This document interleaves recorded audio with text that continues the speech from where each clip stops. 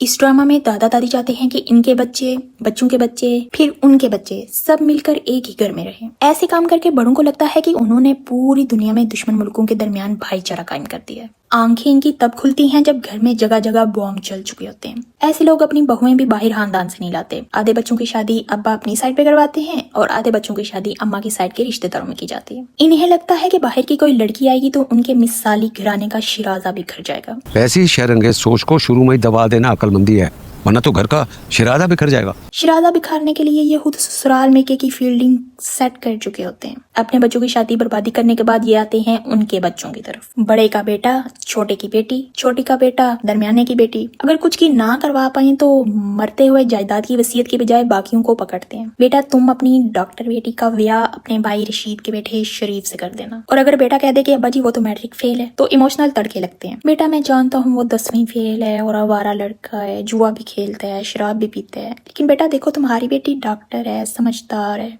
वो उसे सुधार लेगी। बेटा अपने मार के भी छाँव में रखते हैं। बेटा तुम लोग आपस में जुट जाओगे, भाइयों का रिश्ता इसके बाद मजीद गहरा हो जाएगा। बेटा मैं मरने से पहले चाहता हूँ कि मेरे बच्चे आपस में मिलजुल कर रहें। जो भाई ब्लड रिलेशन के बावजूद रिश्ता गहरा नहीं कर पाते, दादा लोग समझते हैं कि वो मिसमैच रिश्तों के बाद गहरे रिश्ते बना लेंगे। इस ड्रामे में भी दादा दादी अपनी पोती का ब्याह अपने उस पोते से करने के प्लान में पड़ जाते हैं जो ऑलरेडी उस लड़की को हरास करते रंगे हाथों पकड़ा गया है। इस ड्रामे की हीरोइन ये लड़की पढ़ी लिखी फैमिली की इकलौती बेटी, वेल एजुकेटेड, ऐसे लड़की की मोहब्बत में गिरी हुई है जो ऑलरेडी 20 लोगों के टब्बर में घिरा हुआ है। बीवी के कहने और घर के गंदे माहौल को देखकर ये बंदा घर से अलग तो हो गया, लेकिन अब इसे घर के पराठे और अम्मा के हाथ की चूरी याद आ रही है। ऑफिस से यूनिवर्सिटी से वापस आता तो शहजादों की तरह रखते थे। बंदे को मोजे नहीं मिल रहे, टाई नहीं मिल रही, पैंट नहीं मिल रही, तो इसे याद आ रहा है कि ये काम उसकी भाभियां करके देती थी। अम्मी भाभियां मेरे पीछे हुआ करती थी यार। ऐसे चूरी खाने वाले मियाँ मिट्ठू लड़के जितना जोर शादी से पहले जॉन एलिया की शायरी याद करने और पूरी पूरी रात बाबू शोना करते गुजार देते हैं। लड़कियां जो अपने पार्ट्स ऑफ बॉडी की तारीफ सुनने में पूरा पूरा दिन रात बिता देती हैं। अगर सीरियस होकर अपने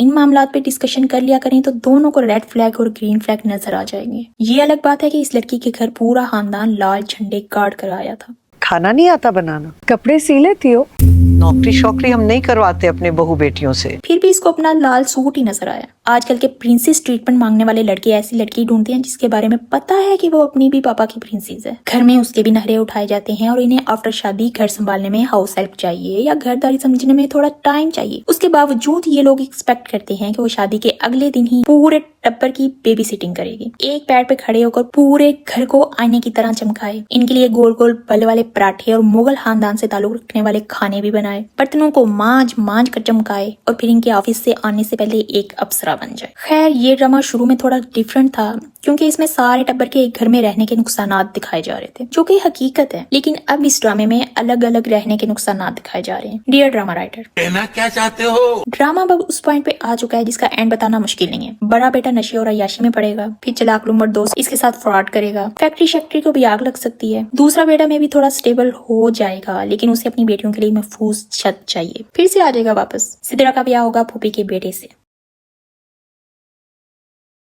छोटा बेटा शायद अलग रहे या फिर उसे भी नौकरी से छुट्टी दिलवा देंगे। जैसे भी है, एट द एंड सारे बेटे लुट पुट के दोबारा वापस आएंगे। अगर राइटर को इन अम्मा अब्बा को मजीद मासूम दिखाना है तो इनमें से किसी एक को चलता कर दिया जाएगा। पाकिस्तानी ड्रामे हैं, 2 मीटर से पकड़े या उधर से, कहानी एक ही रहनी है।